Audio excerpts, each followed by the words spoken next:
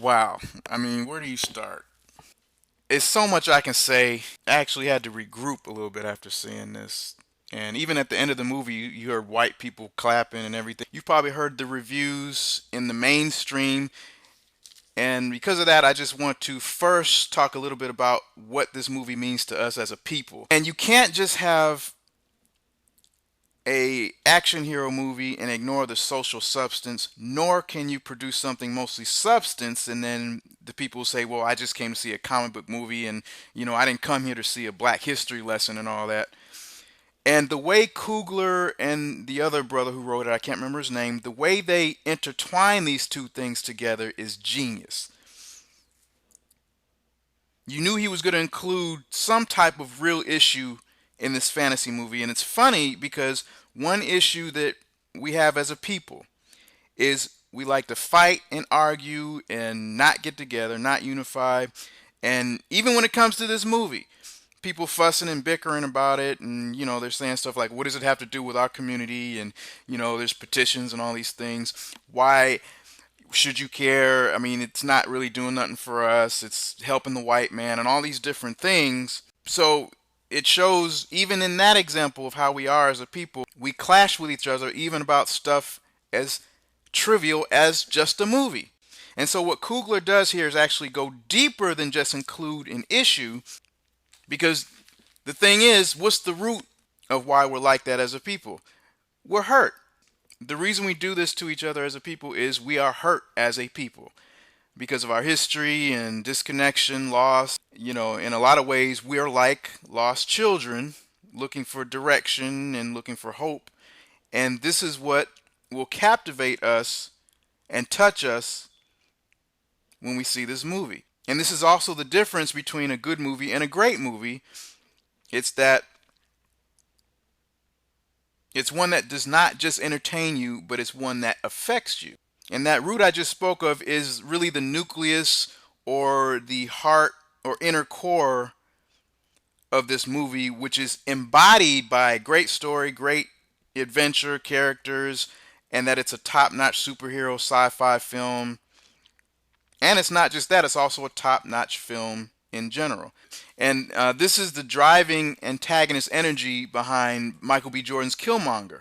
And this is what makes his performance so gripping, is how much we can relate to him on a deep personal level.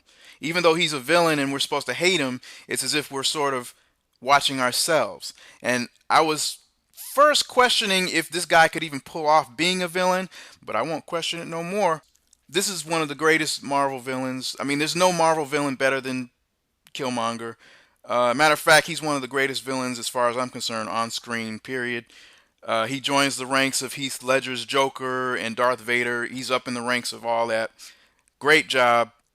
And his reasoning in the movie for wanting to overthrow Wakanda and having so much hate is actually justified based on the events that took place with him as a child, in the States. And he also has a personal connection to Wakanda as well. And this makes us relate to him based on the circumstances and as black people in general. That makes it powerful. Like I said, Coogler meshes the two perfectly in this. That's what great characters are, ones that you can relate to. This movie's more than special effects and eye candy. It has thought and it has wisdom. You take something away from it. Killmonger becomes the main problem for Wakanda in a way that is shocking and in a way you don't expect. And there's some shocking moments in this film, which you don't see often. T'Challa is, what he's trying to do is figure out how to be a new king the right way while also satisfying the people's expectations and also traditional expectations. And then Killmonger's challenge actually causes both him and the other characters to question their stance or actually reevaluate how to approach the problem. And in turn, that's the way we take it in the audience. Who do we really follow? Like, maybe this guy Killmonger has a point. It makes us to think about what it is to be right. What side should we even choose? Because it really makes you think about things, not just be in a movie just to see things blow up. Great job on that. Great performances. It's so much I can talk about. Like, Suri does a great job, the little sister of Black Panther. everybody's got their own character, their own personality, their own take on how to approach things in this movie, and you were connected to each and every one of them in some kind of way. Also, I want to say great chemistry with Lupita and T'Challa in this movie.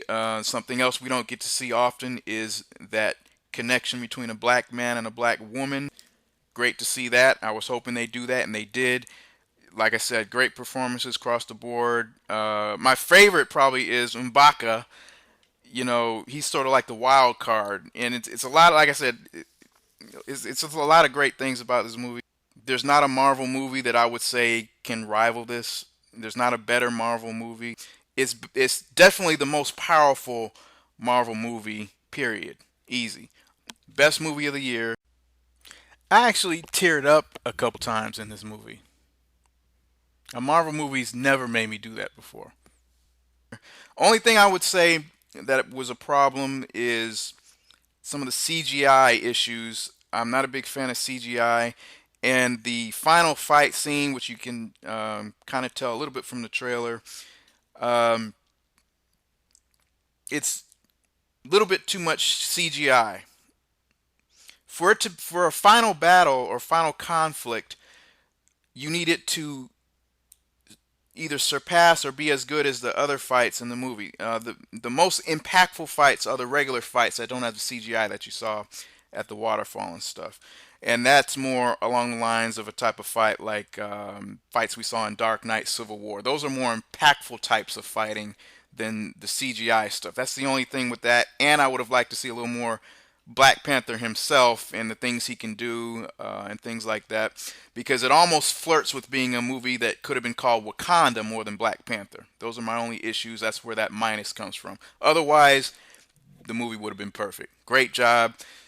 That's my review. Let me know what you think. Let me know if you want me to review any other movies. Great job on this. Peace and power.